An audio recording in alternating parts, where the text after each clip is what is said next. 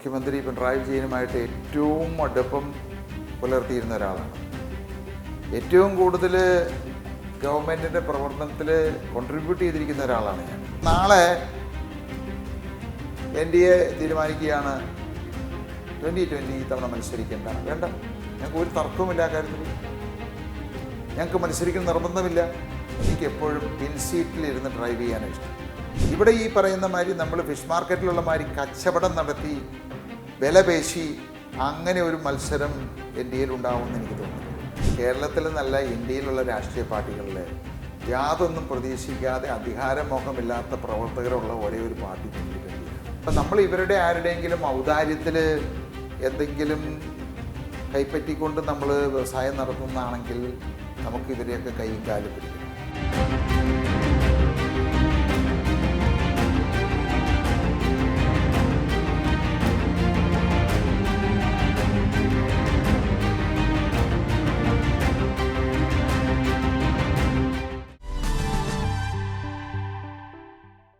നമസ്കാരം, വാക്ക് മറുവാക്കിലേക്ക് സ്വാഗതം. നിയമസഭാ തെരഞ്ഞെടുപ്പ് ആസന്നമായിരിക്കെ സംസ്ഥാന രാഷ്ട്രീയത്തിൽ വിസ്മയങ്ങൾ തീർക്കാനായി മത്സരിക്കുകയാണ് മൂന്ന് മുന്നണികളും. പ്രധാനമന്ത്രി തലസ്ഥാനത്തെത്തുന്നതിന് തൊട്ടു തലേന്ന് വമ്പൻ ട്വിസ്റ്റുമായി BJP സംസ്ഥാന അധ്യക്ഷൻ രംഗത്ത് വരുന്നു. 2020 എന്ന രാഷ്ട്രീയ പാർട്ടി NDAയുടെ ഘടകകക്ഷിയായി മാറുന്നു. ഇന്ന് നമ്മോടൊപ്പം ചേരുന്നു 2020 ചീഫും കിറ്റെക്സ് MDയുമായ ശ്രീ സാബു ജേക്കബ്. സ്വാഗതം. ഗ്രാമപഞ്ചായത്ത് കേന്ദ്രീകരിച്ച് തുടങ്ങിയ ആ ഒരു പാർട്ടിയെ 2020 ജനങ്ങൾ അംഗീകരിച്ചത് അതിൻ്റെ ഒരു പ്രവർത്തന ശൈലിയാണ്. 2020യുടെ ഒരു അക്സെപ്റ്റൻസ് എന്ന് പറയുന്നതും അത് തന്നെ, അതിൻ്റെ ഒരു ശൈലിയാണ്. പക്ഷെ അതിൽ നിന്നൊക്കെ മാറി ഒരു മുന്നണിയിലേക്കൊക്കെ മുന്നണിയുടെ ഒരു കെട്ടുപാടിനുള്ളിൽ എങ്ങനെ 2020ക്ക് സർവൈവ് ചെയ്യാൻ കഴിയുമെന്നൊരു ചോദ്യമാണ് ആദ്യം ഉയരുന്നത്. ഞാനിപ്പോൾ ബേസിക്കലി വ്യവസായിയാണ്, രാഷ്ട്രീയക്കാരനല്ല. ഈ രാഷ്ട്രീയത്തിയിട്ട് വരാനായിട്ടുണ്ടായ സാഹചര്യം നമ്മുടെ ഈ ഇടതും വലതും മാറി മാറി ഭരിച്ച് ഈ രാജ്യത്തെ കട്ടുമുടിച്ച് നശിപ്പിക്കുന്നത് കണ്ടുകൊണ്ട് ആ വേദന ഉൾക്കൊണ്ടുകൊണ്ടാണ് രാഷ്ട്രീയത്തിലേക്ക് വന്നത്. കഴിഞ്ഞ 14 വർഷം കൊണ്ട് ഞങ്ങൾ മനസ്സിലാക്കിയ ഒരു വസ്തുത എന്താണെന്ന് വെച്ച് കഴിഞ്ഞാൽ, ഞങ്ങൾ ഇതേ രീതിയിൽ പോയി മുന്നോട്ട് പോയാൽ ഇനി 15-20 വർഷം കഴിയുമ്പോഴത്തേക്കും നമുക്ക് കാര്യമായിട്ടുള്ള ഒരു ചലനം സൃഷ്ടിക്കാൻ അല്ലെങ്കിൽ വ്യത്യാസം കൊണ്ടുവരാൻ സാധിക്കും കേരളത്തിൽ. പക്ഷേ അതൊരുപാട് വൈകിപ്പോകുന്നു. ഇതുവരെ ഞങ്ങൾ ഈ 14 വർഷത്തിനുള്ളിൽ പല രാഷ്ട്രീയ പാർട്ടിക്കാരും BJP ഒഴിച്ച് LDFും UDFും ഒക്കെ പലതവണ ഞങ്ങളുമായിട്ട് ചർച്ച നടത്തിയിട്ടുണ്ട്, അവരുടെ കൂടെ ചേരാനും സഹായം അഭ്യർത്ഥിച്ചുകൊണ്ട്. പക്ഷേ BJPയായിട്ട് ഞങ്ങൾ ഇതുവരെ ഒരു ചർച്ച നടത്തിയിട്ടില്ല. അപ്പോൾ ഈ തെരഞ്ഞെടുപ്പിൽ ഇവർ 2 കൂട്ടർ 25 പാർട്ടികൾ ഒന്നിച്ച് ചെന്നപ്പോൾ ഞങ്ങൾ തീരുമാനിച്ചു ഇതിന് എന്തായാലും ഒരു മാറ്റം വരണം. അങ്ങനെ നോക്കുമ്പോൾ ആശയപരമായിട്ട് ഞങ്ങൾക്ക് യോജിക്കാൻ പറ്റുന്നത് NDA ആയിട്ടാണത്. കാരണം കഴിഞ്ഞ 12 വർഷക്കാലമായിട്ട് ഒരു തെരഞ്ഞെടുപ്പിൽ വിജയിച്ചു, വീണ്ടും ഒരു തെരഞ്ഞെടുപ്പിൽ വിജയിച്ചു, മൂന്നാമത് തെരഞ്ഞെടുപ്പിൽ വിജയിച്ച് 140 കോടി ജനങ്ങൾ അധികാരത്തിലേറ്റിയ ഒരു പാർട്ടി. ഇന്ത്യയുടെ വികസനം ഇത്രമാത്രം ഇന്ത്യ വികസിച്ചൊരു സമയമുണ്ടായിട്ടില്ല. ഭരണകൂടം താങ്കളെ ടാർഗറ്റ് ചെയ്യുന്നു എന്നൊരു ചിന്ത വരുന്നത് ഈ പിണറായി സർക്കാർ അധികാരത്തിൽ വന്നതിന് ശേഷമാണോ? അല്ലല്ല, ഞാൻ ഈ ആദ്യ പിണറായി സർക്കാർ വരുന്ന സമയത്ത് 16 മുതൽ 21 വരെ മുഖ്യമന്ത്രി പിണറായി വിജയനുമായിട്ട് ഏറ്റവും അടുപ്പം പുലർത്തിയിരുന്ന ഒരാളാണ്. ഏറ്റവും കൂടുതൽ ഗവൺമെൻറ്റിൻ്റെ പ്രവർത്തനത്തിൽ കോൺട്രിബ്യൂട്ട് ചെയ്തിരിക്കുന്ന ഒരാളാണ് ഞാനത്. പക്ഷേ എന്തുകൊണ്ടോ അവർ രാഷ്ട്രീയപരമായിട്ട് ഞാൻ വളരുന്നത് കണ്ടു കഴിഞ്ഞപ്പോൾ വ്യക്തിപരമായിട്ടുള്ള ആ സ്നേഹം മാറ്റി നിർത്തിക്കൊണ്ട് എന്നെ ആക്രമിക്കുക എന്നുള്ളത് രണ്ടാം പിണറായി സർക്കാർ വന്നപ്പോഴാണ് തുടങ്ങിയത്. അപ്പോൾ 2021 ശേഷമാണോ താങ്കളുടെ ഒരു വ്യവസായ മേഖലയിൽ താങ്കളുടെ ഒരു വളർച്ച എന്ന് പറയുന്നത്? 2021 തെരഞ്ഞെടുപ്പിന് ശേഷം അന്നാണ് ഇവർ അധികാരമേറ്റെടുത്ത ഉടനെ തന്നെയാണ് ഒരു മാസത്തിൽ തന്നെ 12 പ്രാവശ്യം എന്നെ റെയ്ഡ് ചെയ്തത്. അങ്ങനെയാണ് ഞാൻ ഇവിടെ നിന്ന് ഞങ്ങളുടെ പുതിയ നിക്ഷേപങ്ങളെല്ലാം തെലങ്കാനയിലേക്ക് കൊണ്ടുപോകുന്ന സാഹചര്യം വന്നത്. അതിൻ്റെ ഭാഗമായി UDFും പ്രതിപക്ഷവും നിന്നു എന്നാണ് താങ്കൾ മനസ്സിലാക്കുന്നത്? അല്ല, ഇവിടെ ഞങ്ങളുടെ വ്യവസായങ്ങൾ തുടങ്ങിയ കാലം മുതൽ തന്നെ UDF ആയിക്കോട്ടെ LDF ആയിക്കോട്ടെ ഒട്ടനവധി ഉപദ്രവങ്ങൾ അവരുണ്ടാക്കിയിട്ടുണ്ട്. അത് 1968 ഞങ്ങൾ വ്യവസായ രംഗത്തേക്ക് വരുന്നത്. 72 കാലം മുതൽ ഞങ്ങൾക്ക് വലിയ വലിയ പ്രശ്നങ്ങൾ കോൺഗ്രസിൽ നിന്നും കമ്മ്യൂണിസ്റ്റും ഒക്കെ നേരിടേണ്ടതായിട്ട് വന്നിട്ടുണ്ട്. പക്ഷേ ഇങ്ങനത്തെ രീതിയിൽ റെയ്ഡ് നടത്തി ഗവൺമെൻറ് സംവിധാനങ്ങൾ വെച്ച് ഉദ്യോഗസ്ഥരെ വെച്ചിട്ടുള്ള ഒരു ആക്രമണം ആദ്യമായിട്ടാണ് ഉണ്ടാകുന്നത്. ഇങ്ങനെ ടാർഗറ്റ് ചെയ്യുന്നു എന്ന് തോന്നിയപ്പോൾ ഏതെങ്കിലും സമയത്ത് മുഖ്യമന്ത്രി നേരിട്ട് കാണുകയോ താങ്കൾ അത് എന്താണ് കാരണമെന്ന് അന്വേഷിക്കുകയോ അല്ലെങ്കിൽ അത്തരത്തിലൊരു കൂടിക്കാഴ്ചകൾ ഉണ്ടായിരുന്നോ? അല്ല, ഇവിടെ നമ്മൾ ഒന്ന് വ്യക്തിപരമായിട്ടുള്ള ബന്ധങ്ങൾ ഒരിക്കലും എൻ്റെ വ്യവസായത്തിന് വേണ്ടിയിട്ടുള്ള ഒരു നേട്ടമായിട്ട് ഞാൻ ഒരിക്കലും അതിനുപയോഗിക്കാറില്ല. അപ്പോൾ നമ്മൾ തെറ്റ് ചെയ്യാത്തിടത്തോളം കാലം അങ്ങനെ പോയിട്ടൊരു ചർച്ച നടത്തി അല്ലെങ്കിൽ അറിഞ്ഞ്, എനിക്കറിയാം അത് രാഷ്ട്രീയപരമായിട്ടുള്ള ഒരു അറ്റാക്കാണ് എന്നുള്ളത്. എൻ്റെ രാഷ്ട്രീയ പാർട്ടിയെ ഇല്ലാതാക്കാൻ വേണ്ടിയിട്ട് കരുതി കൂട്ടിയുള്ള ഒരു അറ്റാക്കാണ്. അങ്ങനെയുള്ളിടത്ത് നമ്മൾ ചർച്ച ചെയ്തിട്ടോ അത് പാച്ചപ്പ് ചെയ്തിട്ടോ അങ്ങനെ പാച്ചപ്പ് ചെയ്യേണ്ട കാര്യമോ എനിക്കില്ല, എൻ്റെ ആവശ്യമില്ല എനിക്ക്. ഞാൻ എൻ്റെ വഴി നോക്കി. കാരണം ഇപ്പം നമ്മൾ ഇവരുടെ ആരുടെയെങ്കിലും ഔദാര്യത്തിൽ എന്തെങ്കിലും കൈപ്പറ്റിക്കൊണ്ട് നമ്മൾ വ്യവസായം നടത്തുന്നതാണെങ്കിൽ നമുക്ക് ഇവരെയൊക്കെ കൈയും കാലും പിടിക്കണം. ഞാൻ അധ്വാനിക്കുന്നു, നിയമപരമായിട്ട് നടത്തുന്നു, എനിക്കുള്ള അവകാശങ്ങളനുസരിച്ച് ഞാൻ മുന്നോട്ട് പോകുന്നു. അങ്ങനെ ആരുടെയും കൈയും കാലും പിടിച്ച് വ്യവസായം നടത്തുന്ന ഒരു സമീപനം ഞങ്ങൾക്കില്ല. അതുകൊണ്ട് ഞാൻ അതിൽ പോയില്ല. എന്ത് സമീപനമാണോ ഭരണകൂടത്തിൻ്റെ ഭാഗത്തുനിന്നുണ്ടാകുന്നത് അതേ സമീപനം തന്നെയാണ് പ്രതിപക്ഷത്തിൻ്റെ ഭാഗത്തുനിന്നുണ്ടായത്. അവരെ സംബന്ധിച്ച് പൊതുശത്രുവാണല്ലോ ഞാൻ. അപ്പോൾ അത് വേറൊരാൾ വഴി ആയിക്കഴിഞ്ഞാൽ അത് നല്ലത് എന്ന് വിചാരിച്ചുകൊണ്ട് അവർ വളരെ സന്തോഷത്തോടെ അതിനുള്ള എല്ലാ പിന്തുണയും ബാക്ക്ഗ്രൗണ്ടിൽ നിന്ന് കൊടുത്തുകൊണ്ടിരുന്നു. അതേസമയം 2020 വളർച്ചയിൽ അവർ ഭാഗമാകാനായുള്ള ഒരു ശ്രമവും നടത്തുന്നുണ്ടായിരുന്നു. അല്ല, ഇവരൊക്കെ ഈ രാഷ്ട്രീയ പാർട്ടികൾ എന്ന് പറയുന്നത് തെരഞ്ഞെടുപ്പ് വരുമ്പോൾ ആരെ വേണമെങ്കിലും കൂട്ടുപിടിക്കുവരുത്. അങ്ങനെ കൂട്ടുപിടിച്ച് അവർ അധികാരത്തിൽ കയറുക. അവരുടെ ലക്ഷ്യം ഒന്നേ ഉള്ളൂ, അധികാരം പിടിക്കുക, ഈ രാജ്യത്തെ എത്രമാത്രം കൊള്ളയടിക്കാൻ പറ്റുമോ 5 വർഷം കൊണ്ട് പരമാവധി പണമുണ്ടാക്കുക. അത് വിട്ടിട്ടുള്ള ഒരു ആഗ്രഹങ്ങളൊന്നുമില്ല.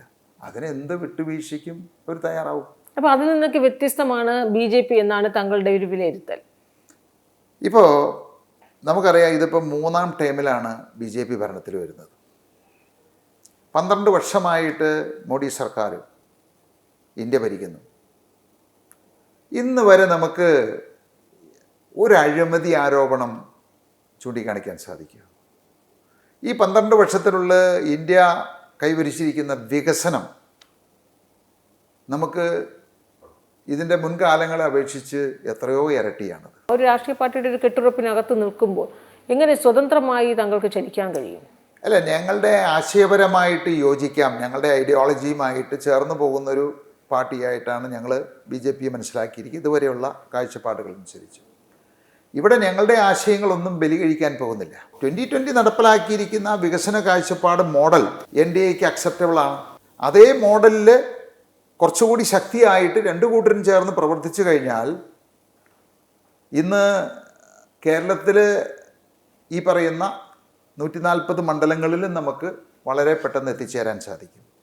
അതിനുള്ള ഒരു നീക്കമായിട്ട് ഇതിനെ കാണേണ്ടത്. ഇതിൻ്റെ തുടക്കം എവിടെ നിന്നായിരുന്നു? BJP കോണുകളിൽ നിന്നായിരുന്നു ഇങ്ങനെ ഒരു അലയൻസിൻ്റെ ഒരു ചർച്ചയുടെയൊക്കെ ആരംഭം വന്നത്? അത് താങ്കളുടെ 2020 ഭാഗത്തു നിന്നായിരുന്നു?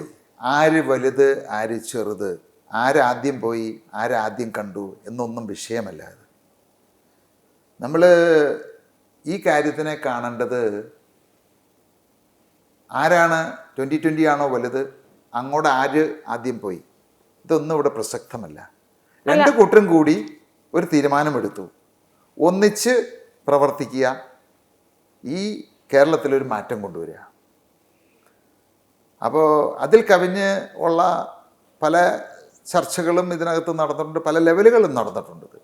ഇപ്പോൾ ഒരു കാര്യം നമ്മൾ മനസ്സിലാക്കേണ്ടത്, പ്രധാനമന്ത്രി തന്നെ ആ സദസ്സിൽ വെച്ചിട്ട് ഈ ഒരു സഖ്യം NDA ചേരുന്ന ഒരു സാഹചര്യം ഉണ്ടാകുക എന്ന് പറയുമ്പോൾ എത്രത്തോളം പ്രാധാന്യം അവർ ഇതിന് നൽകിയിട്ടുണ്ട് എന്നുള്ളതാണത്. അപ്പോൾ അതിൽ നിന്ന് മനസ്സിലാവും എത്രമാത്രം നമുക്ക് ഈ ഒരു സഖ്യത്തിൽ കൂടി കേരളത്തിന് എത്രമാത്രം പ്രയോജനമുണ്ടാകുമെന്നുള്ളത്. ഇപ്പോൾ കഴിഞ്ഞ 10 ദിവസം മുമ്പ് അമിത്ഷാജി ഇവിടെ വന്നിരുന്നു. അത് വന്ന് ഉടനെ തന്നെയാണ് പ്രധാനമന്ത്രി ഇവിടെ വരുന്നത്. അതും ഒരുപാട് അനൗൺസ്മെൻറ്റാണ് നമ്മൾ പ്രതീക്ഷിക്കുന്നത്. പ്രത്യേകിച്ച് കോർപ്പറേഷൻ്റെ കാര്യത്തിൽ, പുതിയ ട്രെയിനിൻ്റെ കാര്യത്തിൽ, വിഴിഞ്ഞത്തിൻ്റെ കാര്യത്തിൽ.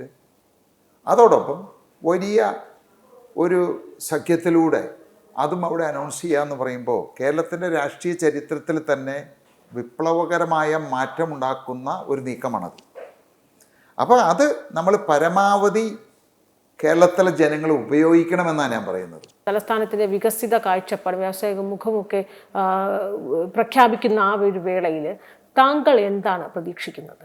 ഞങ്ങളുടെ ആ ഒരു കോൺട്രിബ്യൂഷൻ കൂടി ഈ പറയുന്ന കോർപ്പറേഷൻ്റെ ഭരണത്തിൽ ഞങ്ങളുടെ ഇൻപുട്ടുകൾ കൂടി വരുന്ന സമയത്ത് അതിന് വലിയൊരു മാറ്റം കൊണ്ടുവരാൻ സാധിക്കും. എന്ന് പറഞ്ഞു കഴിഞ്ഞാൽ ഈ രാഷ്ട്രീയ പാർട്ടിക്കാർ ഇതിനു മുന്നേ ഭരിക്കുന്ന രീതിയിൽ നിന്ന് വ്യത്യസ്തമായിട്ട് ഒരു ദീർഘവീക്ഷണത്തോടു കൂടി ശാസ്ത്രീയമായി പഠിച്ച് അടുക്കും ചിട്ടയോടും കൂടി നടപ്പിലാക്കുകയും അഴിമതി പൂർണ്ണമായിട്ടും തടയുന്ന ഒരു ഭരണരീതി. അപ്പോൾ അത് തീർച്ചയായിട്ടും തിരുവനന്തപുരത്തെ സംബന്ധിച്ച് വലിയ ഒരു മാറ്റങ്ങൾ നമുക്ക് കൊണ്ടുവരാൻ സാധിക്കും. അത് പ്രത്യേകിച്ച് പ്രധാനമന്ത്രിയുടെ നേരിട്ടുള്ള ഒരു ഇടപെടൽ കൂടി വരുമ്പോൾ അത് 1000 ഇരട്ടി അതിൻ്റെ പ്രസക്തി കൂടുകയാണ്. അതായത് തലസ്ഥാന നഗരത്തിൻ്റെ വികസന കാഴ്ചപ്പാടിലെ ഒരു അഡ്വൈസിംഗ് കമ്മിറ്റി മെമ്പർ ആയി ഇരിക്കുക എന്നതിനപ്പുറത്തേക്ക് സാബു ജേക്കബിൽ നിന്ന് തലസ്ഥാന നഗരവാസികൾ എന്താണ് പ്രതീക്ഷിക്കുന്നത്? അല്ല, അങ്ങനെ അഡ്വൈസറി കമ്മിറ്റി എന്നൊന്നും ഞാൻ ഇപ്പം ഇന്നാണ് ഔദ്യോഗികമായിട്ട് ഈ NDAയുടെ ഭാഗമായിരിക്കുന്നത്. 2020 അല്ലെങ്കിൽ സാബു ജേക്കബ് എന്ന വ്യക്തിയുടെ ഉപദേശങ്ങൾ അല്ലെങ്കിൽ എൻ്റെ ഇൻപുട്ടുകൾ എടുക്കണമെന്ന് തീരുമാനിക്കേണ്ടത് NDA ആണത്. ഞാനൊരാൾ തീരുമാനിക്കേണ്ട കാര്യമില്ല. അപ്പോൾ തീർച്ചയായിട്ടും അത് ഞങ്ങളെല്ലാവരും കൂടി ആലോചിച്ച് അത് NDAയുടെ ഒരു വിജയമാക്കി മാറ്റുക എന്നുള്ളതാണ്. അല്ലാതെ 2020 സാബു ജേക്കബിൻ്റെ ഒരു വിജയം എന്നുള്ളതിനേക്കാൾ കവിഞ്ഞ് NDAയുടെ വിജയമായിട്ട് വരുത്തുക. അതിനുവേണ്ടി ഞങ്ങളെല്ലാ രീതിയിലും ഞങ്ങളെല്ലാവരും കൂടി ഒത്തൊരുമിച്ച് ഞങ്ങൾ പ്രവർത്തിക്കും. താങ്കൾ ഒരു വ്യാവസായിക പ്രമുഖനാണ്, കിറ്റെക്സിൻ്റെ MD ആണ്. അതുകൊണ്ട് തന്നെ താങ്കൾക്ക് ഇടതു സർക്കാരിൽ നിന്നോ അല്ലെങ്കിൽ UDFൽ നിന്നോ ഒക്കെ ഉണ്ടായൊരു തിരിച്ചടി അത് സോൾവ് ചെയ്യാൻ, അതൊക്കെ പരിഹരിക്കാൻ പറ്റിയ ഒരു പ്ലാറ്റ്ഫോമായാണ് താങ്കൾ NDAയെ തിരഞ്ഞെടുത്തിരിക്കുന്നത്. അപ്പോൾ ഒരു വ്യാവസായിക പ്രമുഖൻ എന്ന നിലയിൽ താങ്കൾ ഈ വ്യാവസായിക കേരളത്തിന് താങ്കൾക്ക് എന്ത് സംഭാവന നൽകാൻ കഴിയും? ഇതിൽ ഇപ്പോൾ എല്ലാവരും വിചാരിക്കുന്നത് സാധാരണ ഇങ്ങനെയുള്ള ഒരു രാഷ്ട്രീയത്തിലേക്ക് വരുമ്പോൾ അല്ലെങ്കിൽ ഒരു മുന്നണിയുടെ ഭാഗമാവുമ്പോൾ അതിൽ നിന്ന് പരമാവധി നമുക്ക് മെച്ചമുണ്ടാക്കുന്ന രീതിയിലാണ് എല്ലാവരും ഇതിനെയൊക്കെ കാണുന്നത്. പക്ഷെ എൻ്റെ കാര്യത്തിൽ വളരെ വ്യത്യസ്തമാണ് ഈ കാര്യം.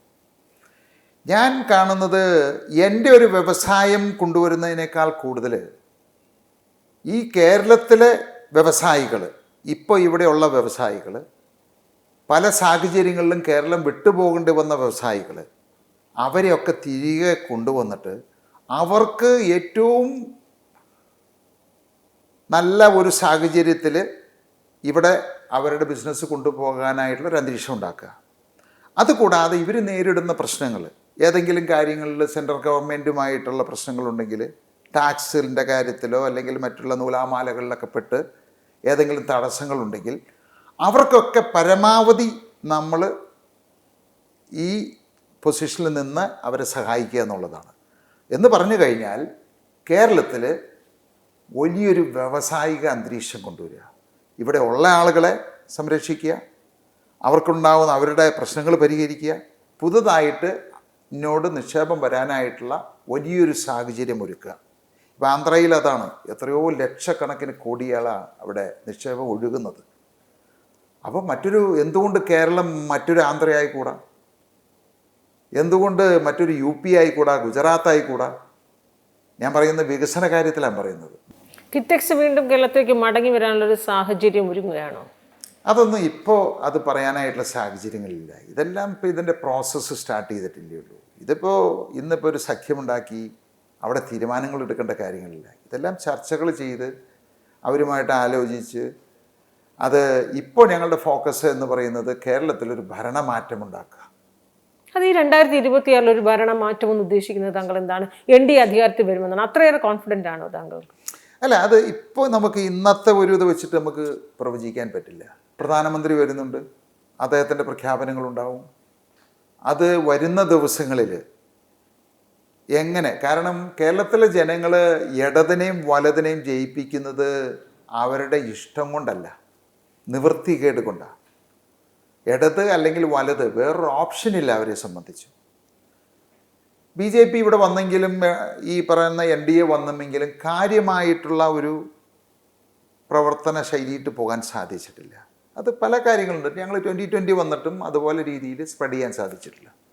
അപ്പോൾ ഇവിടെ ഈ 2020 എന്ന് പറയുന്ന രാഷ്ട്രീയ വികസന കാഴ്ചപ്പാടുകളും BJPയുടെ വികസന കാഴ്ചപ്പാട്, ഈ രണ്ട് പാർട്ടികളും കൂടി ഉള്ള യോജിച്ചുള്ള ഒരു പ്രവർത്തനം വരുമ്പോൾ 1+1 അല്ല വരുന്നത്. അവിടെ 1+1 2 എന്നുള്ളതിന് പകരം മൾട്ടിപ്പിൾസാണ് വരാൻ പോകുന്നത്. അങ്ങനെ അതിനെ വിലയിരുത്തേണ്ടതും വരുന്ന ദിവസങ്ങളും വളരെ നിർണായകരമാണത്. അപ്പോൾ അതുകൊണ്ട് കേരളത്തിനെ സംബന്ധിച്ച് നമ്മൾ ഒരു 2 മാസം മുമ്പുള്ള രാഷ്ട്രീയ സാഹചര്യമല്ല ഇപ്പോൾ ഉള്ളത്. ആരും പ്രതീക്ഷിച്ചില്ല UDFിലേക്ക് ഇത്രമാത്രം ഒരു ജനങ്ങളുടെ ഒഴുക്കുണ്ടാകുമെന്നുള്ളത്. 3ാം പിണറായി സർക്കാർ വരുമെന്നുള്ള സാഹചര്യത്തിലാണ് പെട്ടെന്ന് എല്ലാവരും അതിശയിപ്പിച്ചുകൊണ്ട് UDFിലേക്ക് ഒരു ഒഴുക്ക് വന്നത്. അതുപോലെ എന്തുകൊണ്ട് സംഭവിച്ചുകൂടാ? കേരളം മാറി ചിന്തിക്കുന്നു, കേരളത്തിലെ ജനങ്ങൾ മാറി ചിന്തിക്കാൻ തയ്യാറാണ്. അപ്പോൾ ഇതുപോലെയുള്ള നേതൃത്വം, ഒരു പ്രൊഫഷണലായിട്ടുള്ള ഒരു അപ്രോച്ച് വരുന്ന സമയത്ത് കേരളം എന്തുകൊണ്ടും മാറണം. അല്ലാതെ കടമെടുത്ത് മാത്രം ഒരു സംസ്ഥാനത്തെ നയിക്കുന്ന ആളുകളെ അല്ല ഇവിടെ വേണ്ടത്. അതുകൊണ്ട് തീർച്ചയായിട്ടും മാറ്റങ്ങൾ വരില്ല എന്നാരും വിചാരിക്കരുത്. വലിയൊരു മാറ്റം വരുത്താൻ സാധിക്കുമെന്ന് തന്നെയാണ് ഞങ്ങൾ വിചാരിക്കുന്നത്. ഈ സഭയുമായി BJP ലോക്സഭാ തെരഞ്ഞെടുപ്പിലൊക്കെ നമ്മൾ കണ്ടതാണ്. BJP ചേർന്ന് പ്രവർത്തിക്കുന്നു. PC ജോർജ്, ഷോൺ ജോർജൊക്കെ BJPയുടെ ഭാഗമായി മാറുന്നു. അനൂപ് ആൻ്റണി BJPയുടെ ജനറൽ സെക്രട്ടറി എന്ന പദവിയിലേക്ക് വരുന്നു. ഇതൊക്കെ തന്നെയും കൃത്യമായി നമുക്കറിയാം, അതൊരു സാമുദായിക മുഖം കൂടി കണ്ട് തന്നെയാണ് BJP അങ്ങനെ ഒരു തീരുമാനമൊക്കെ എടുത്തത്. ഈ സാബുവും ജേക്കബ് BJPയുടെ ഒരു ഘടകകക്ഷി, NDAയുടെ ഒരു ഘടകകക്ഷിയായി മാറുമ്പോൾ മധ്യ കേരളമാണ്. മധ്യ കേരളത്തിൽ ആ രീതിയിൽ സഭാ വോട്ടുകൾ കേന്ദ്രീകരിച്ചുള്ള ഒരു നീക്കം കൂടി, അതും ഒരു തന്ത്രമല്ല എന്ന് താങ്കൾക്ക് പറയാൻ പറ്റുമോ? ഞാൻ ഒരിക്കലും രാഷ്ട്രീയമായിട്ട് പോകണം. അത് മതവുമായിട്ട് ബന്ധപ്പെടുത്താൻ പാടില്ല. മതത്തിൻ്റെ വഴിക്ക് പോട്ടെ. ഈവൻ ഇപ്പോൾ ശബരിമലയിലായാൽ തന്നെയും ഈ രാഷ്ട്രീയ പോസ്റ്റിങ്ങുകൾ തെറ്റാണെന്ന് ഞാൻ പറയുന്നത്. അവിടെ രാഷ്ട്രീയക്കാർ ഇടപെടേണ്ട കാര്യമില്ലാതെ അവിടെ വിശ്വാസികളുടെ കയ്യിലായിരിക്കണം അതിൻ്റെ ഭരണം. ഇവിടെ എന്താ സംഭവിച്ചത്? ഈ രാഷ്ട്രീയക്കാർ പണം സമ്പാദിക്കാനായിട്ടുള്ളൊരു മാർഗമായിട്ട് അമ്പലങ്ങളും പള്ളികളുമൊക്കെ ഏറ്റെടുക്കാനും അവരുടെ ആളുകളെ പ്രതിഷ്ഠിക്കാനും തുടങ്ങിയെന്നുള്ളതാണത്. അതുകൊണ്ടാണ് അങ്ങനെ ഒരു കൊള്ള നടന്നത് അവിടെ. അപ്പോൾ അമ്പലങ്ങളും പള്ളികളും എല്ലാം വിശ്വാസികൾക്ക് വിട്ടുകൊടുത്തിട്ട് രാഷ്ട്രീയക്കാർ അതിൽ നിന്ന് മാറി നിൽക്കണം. രാഷ്ട്രീയ പോസ്റ്റിങ്ങുകൾ പാടില്ല അതിനകത്ത്. ഇവിടെ ഏത് പള്ളിയാണ് രാഷ്ട്രീയക്കാർ ഏറ്റെടുത്തത്? ഇപ്പോൾ പണ്ട് കാലത്ത് നമുക്കറിയാം, പള്ളികളിലും അമ്പലങ്ങളിലുമൊക്കെ അവിടെ കമ്മിറ്റികളുണ്ട്. ഈ കമ്മിറ്റികളിലൊന്നും രാഷ്ട്രീയക്കാരുണ്ടാവാറില്ല. ഇന്ന് എല്ലാ പള്ളികളിലും കോൺഗ്രസ്സുകാരോ കമ്മ്യൂണിസ്റ്റുകാരാണ് കമ്മിറ്റി തന്നെ കൈയടക്കിയിരിക്കുക. അത് എല്ലാ അമ്പലങ്ങളിലുമുണ്ട്, എല്ലാ പള്ളികളിലുമുണ്ടത്.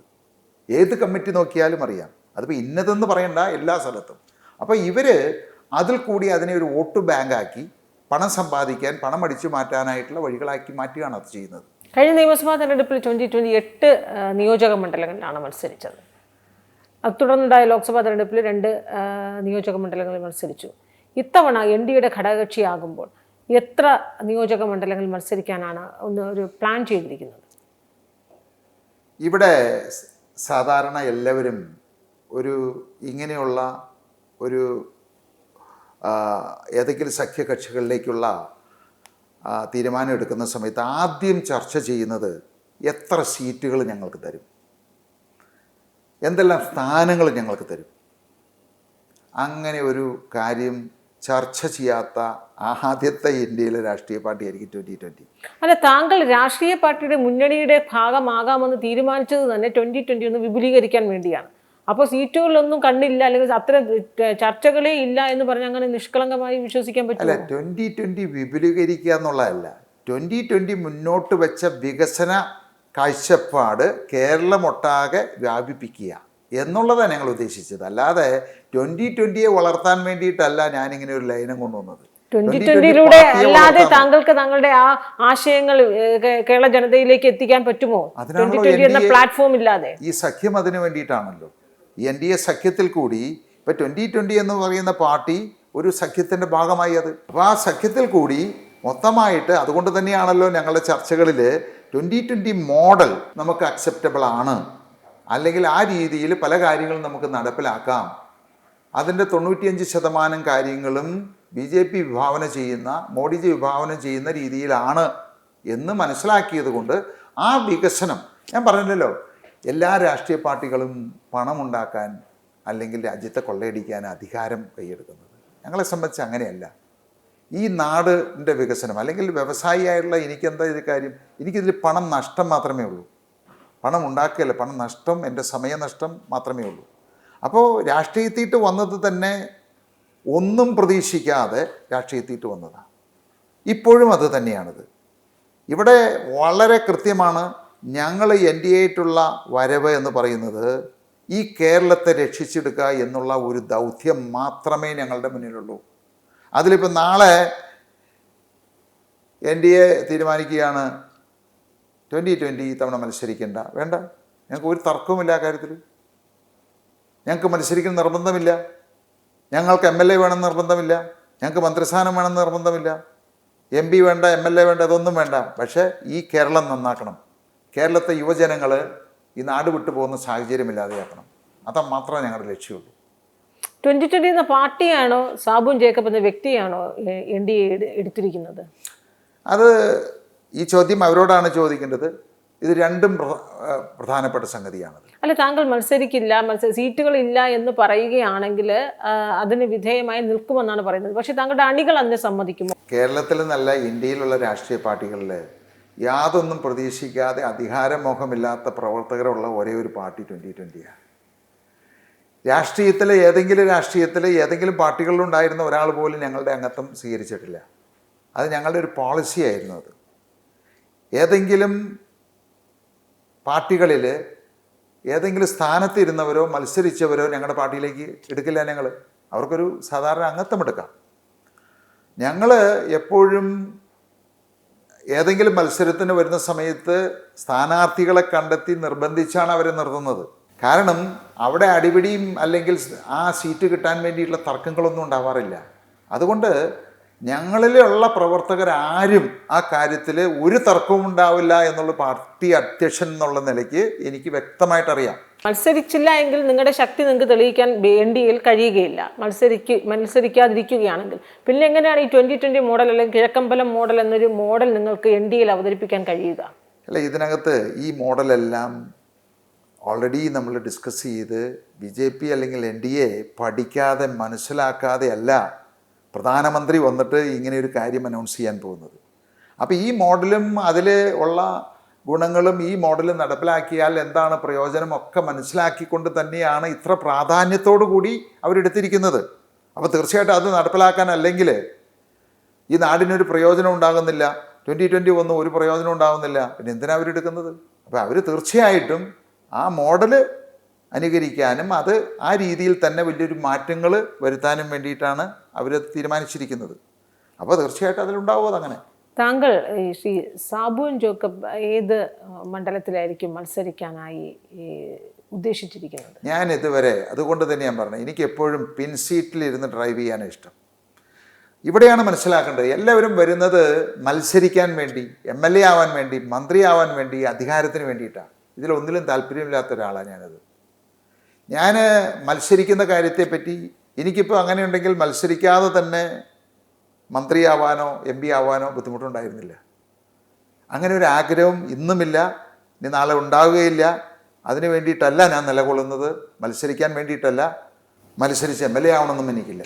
അപ്പോൾ താങ്കളുടെ രാഷ്ട്രീയ പാർട്ടി 2020 ഇത്തവണ മത്സരിക്കണമോ വേണ്ടോ എന്ന കാര്യത്തിൽ തീരുമാനവും എടുത്തിട്ടില്ല? അങ്ങനെയല്ല, അത് NDA ഇപ്പോൾ ഈ ചോദ്യം ഇന്നലെയാണ് എൻ്റെ അടുത്ത് ചോദിക്കുന്നതെന്നുണ്ടെങ്കിൽ, ഞങ്ങൾ കഴിഞ്ഞ ആഴ്ച കൊടുത്ത ഒരു ഇൻ്റർവ്യൂവിൽ ഞാൻ പറഞ്ഞിരിക്കുന്നത് 50 സീറ്റുകളിൽ ഞങ്ങൾ മത്സരിക്കുമെന്നാണ് പറയുന്നത്. അത് ഞങ്ങളുടെ പാർട്ടിയുടെ തീരുമാനവും ഞങ്ങളെല്ലാവരും കൂടി ആലോചിച്ച് തീരുമാനിച്ചത് എവിടെ ഏത് സീറ്റുകളിലാണ് ഞങ്ങൾക്ക് ശക്തി അവിടെയൊക്കെ മത്സരിക്കാം എന്നുള്ളത്. ഇതിപ്പോൾ NDAയിൽ അല്ലെങ്കിൽ ഞങ്ങൾ 50 സീറ്റിൽ മത്സരിക്കും. ഇനി ഞാൻ ഒറ്റയ്ക്ക് എടുക്കേണ്ട ഒരു തീരുമാനമല്ല, അത് ഞങ്ങൾ കൂട്ടായി എടുക്കേണ്ട തീരുമാനമാണ്. അവിടെ തർക്കങ്ങളൊന്നും വരില്ല. അപ്പോൾ അത്രയേറെ ശക്തി ആർജിച്ച് കരുത്താർജിച്ച് മുന്നേറുന്ന ഒരു പാർട്ടിയാണ് 2020. അപ്പോൾ ഉറപ്പായും ഇത്തവണ ഒരു 50 സീറ്റ് ഞങ്ങൾ ഒറ്റയ്ക്കായിരുന്നെങ്കിൽ 50 സീറ്റ് മത്സരിക്കുമെന്ന് പറഞ്ഞിരിക്കുന്നു. ഇപ്പോൾ ഘടകകക്ഷിയായി മാറുമ്പോൾ സ്വാഭാവികമായും വലിയ തെറ്റില്ലാത്ത സീറ്റുകളിലൊക്കെ മത്സരിക്കുമെന്ന് പ്രതീക്ഷിക്കാം. ഇവിടെ ഞാനിപ്പോൾ ഇന്ന് അതിനെപ്പറ്റി അഭിപ്രായം പറയാൻ എനിക്ക് അതിനുള്ള അധികാരമില്ല.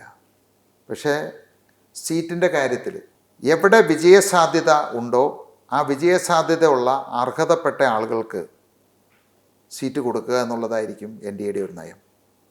അല്ലാതെ ഈ വീതം വയ്ക്കുന്ന പരിപാടി ഉണ്ടല്ലോ, LDFും UDF ഒക്കെ 10 സീറ്റ് ഇവർക്ക് 2 സീറ്റ് ഇവർക്ക്, അങ്ങനെ ഒരു നിലപാടിനോട് എനിക്ക് യോജിപ്പില്ല. മറ്റ് ഘടകകക്ഷികൾക്കും അങ്ങനെ ഒരു ഉണ്ടാവുമെന്ന് എനിക്ക് തോന്നുന്നില്ല.